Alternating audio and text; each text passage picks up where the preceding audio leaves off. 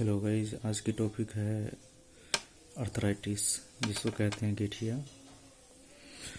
Actually ठंड के समय में ये बीमारियां काफ़ी होने वाली है।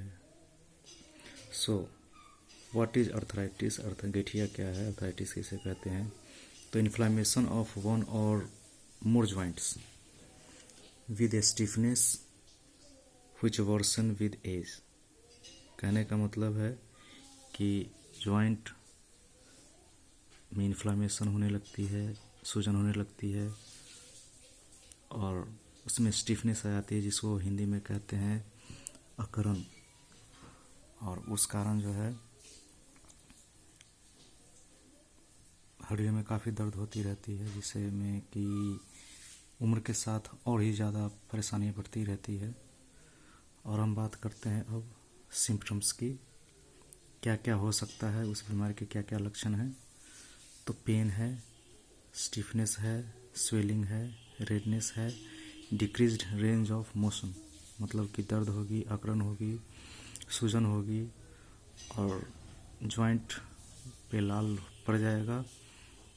और जो भी जहाँ तक भी हमारी जो लिमिट होती है हड्डियों की मूवमेंट की, वो सीमित हो जाएगी, डिक्रीज कर जाएगी। लैब टेस्ट और इन्वेस्टिगेशन में हम क्या क्या हमें मिलेगा? तो लैब टेस्ट में हम करेंगे क्या क्या? CBC, ESR। जबकि ESR CBC इसीलिए कि ताकि ब्लड में इन्फेक्शन ना हो, और ESR इसलिए कि हमें इन्फेक्शन के साथ साथ स्वेलिंग जॉइंट में है या नहीं, या लिगामेंट में, उसकी मतलब जानकारी मिलेगी। R फैक्टर, कहने का मतलब है कि RA फैक्टर जो होता है वो ऑटोइम्यून डिजीज है कि नहीं। और RA फैक्टर अर्थराइटिस में, गठिया में काफ़ी ज़्यादा बढ़ा हुआ होता है। यूरिक एसिड जो कि बहुत ज़्यादा हाई हो जाता है, नॉर्मल वैल्यू 20 से ऊपर हो जाएगा। उसके बाद में एक्सरे में हमें क्या मिलेगा? एक्सरे में मिलेगा कि narrowing of space between the bones and the cartilage, मतलब कि जो भी नॉर्मल एक एक्सरे होती है उसमें का जो स्पेस होता है जॉइंट के बीच में, उनमें काफ़ी गैप हो जाएगा। मतलब गैप नहीं, सॉरी, कहने का मतलब है जो कि उसकी जो लिमिट होती है वो काफ़ी कम होने लगती है ना, नैरो होने लगता है। और तो इसका जो हम ट्रीटमेंट करते हैं, स्पेशली जो मैं ट्रीटमेंट करता हूँ, वो इंजेक्शन देता हूँ कोलेकैल्सिफेरॉल का, जो कि कुल्हे में लगती है, IM intramuscular. Methyl prednisolone acetate 80 milligram पर 2 ml, वो भी सप्ताह में देते हैं। उसके बाद इंजेक्शन पिरोक्सिकाम देते हैं, वो भी सप्ताह में देता हूँ। HCQS टैबलेट होती है, उसमें आपको भी 200 मिलीग्राम देते हैं। और HCQS मतलब कि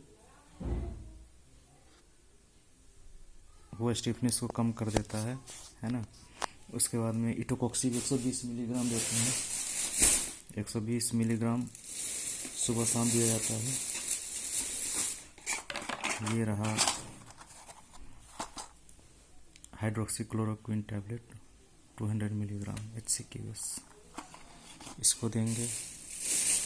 उसके बाद में इटोकॉक्सिब 120 मिलीग्राम देते हैं, और इटोकॉक्सिब 120 मिलीग्राम देते हैं। एक्चुअली मेरे पास में इटोकॉक्सिब एंड थियोकोल्चिकोसाइड है, जो ज़्यादातर मैं प्रीफर करता हूँ।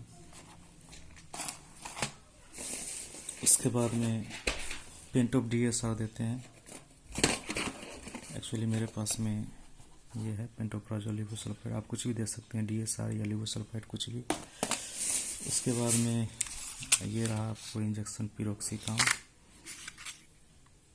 This is the injection piroxicam. And febuxostat 40 milligram 40 milligram BD means सुबह शाम देते हैं।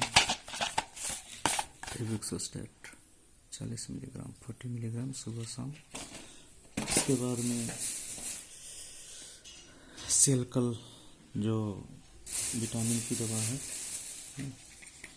सेलकल देते हैं तो कहने का मतलब है इंजेक्शन में कोलेकैल्सिफेरॉल देते हैं, इंजेक्शन मिथाइल प्रेडनिजोलोन एसीटेट देते हैं, पिरोक्सिकाम देते हैं, उसके बाद में HCQS टैबलेट में देते हैं सुबह शाम, इटोकॉक्सिब थियोकोल्चिकोसाइड या इटोकॉक्सी 120 मिलीग्राम देते हैं, फेविकोस्टैट देते हैं सुबह शाम, सेलकल देते हैं सुबह शाम, सेलकल सुबह शाम। यही ओवरऑल ट्रीटमेंट है गठिया की, मीन्स अर्थराइटिस की।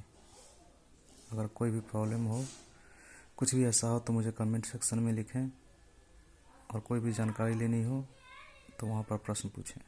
धन्यवाद।